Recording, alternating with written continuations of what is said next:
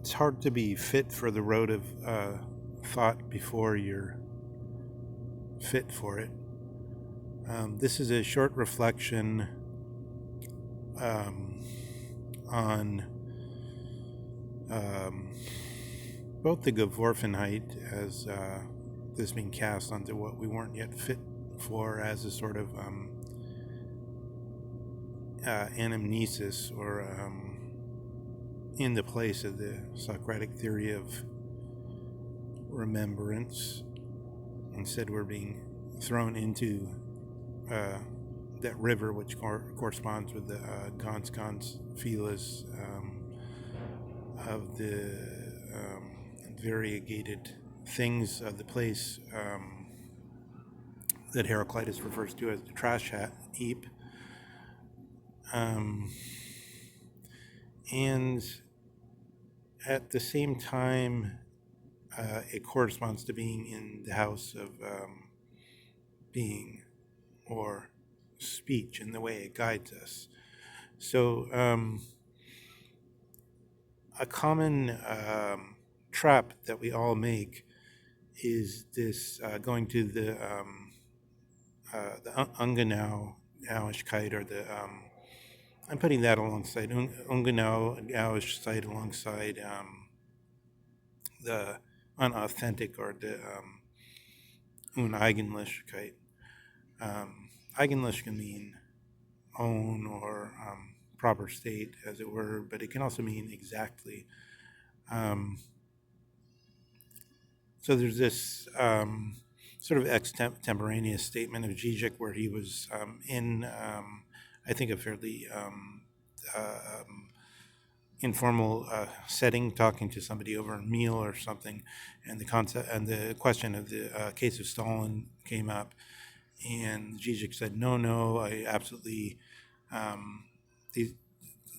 don't hold with what I'm against what these guys are saying. They're wrong what they're saying about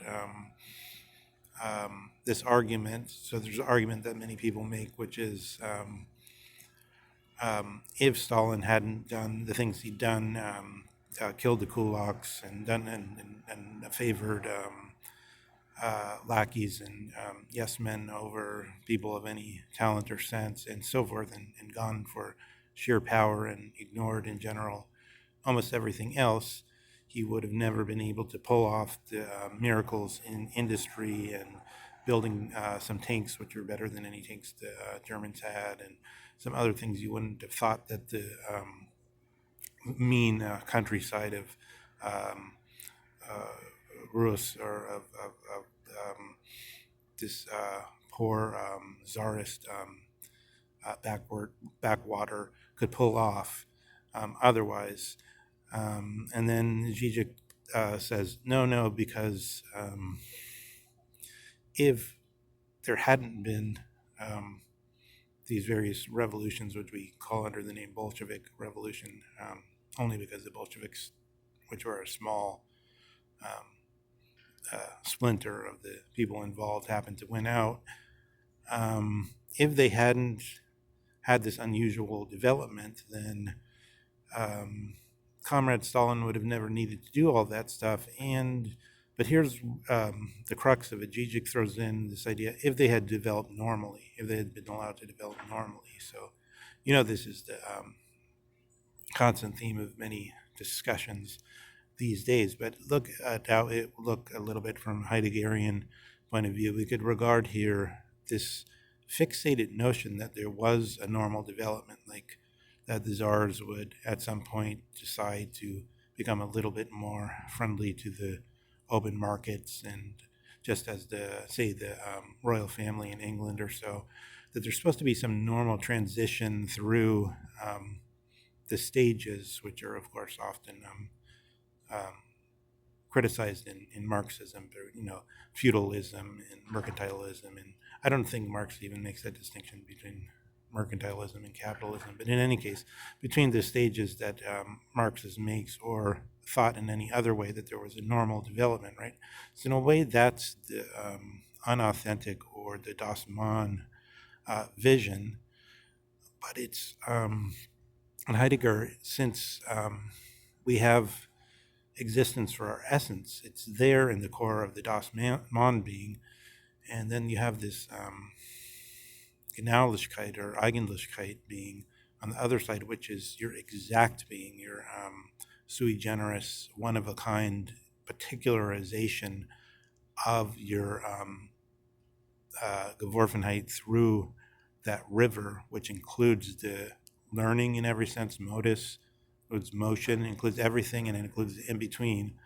So you're in that river of remembrance, but in a way where you have a particular vision, which is the exact moment in that river, in the Heraclitean river. But at the same time, you're participating with the Das Mon's vision, and Das Mon's vision itself is adjusting to what's happening. You see, that's the other thing. So there's the idea of the normal development has a kind of prototype. And then on the other hand, there's the constant adjusting to what's really being learned by the dominant spirit, which is the support, the spontaneous support of most of us most of the time. If you think of it in terms of this metaphor of like a kid, when a very small child suddenly has a recognition and it's very spontaneous. This, on the other side, would be sort of what the Marxists are trying to call ideology, a spontaneous interpretation of things, which can be simply like this that Zizek is saying, the normal development. Oh, their Comrade Stalin was not necessary because we could have just had the normal development, where he thereby inserts the sense that there was all the time something which was unfolding, which just happened to be disturbed, right? So there's, I think in the Geworfenheit, we see that the throwness can be understood in this dimension where it's moving between the ownmost, between our own understanding, what we really hold to, and between the dominant view, which is also a view within us, and we usually recognize it in some sense as something we consciously are in standing contradistinction to all the time. So in this way, we're still, of course, linked to it. So, okay, that's just a small reflection for now.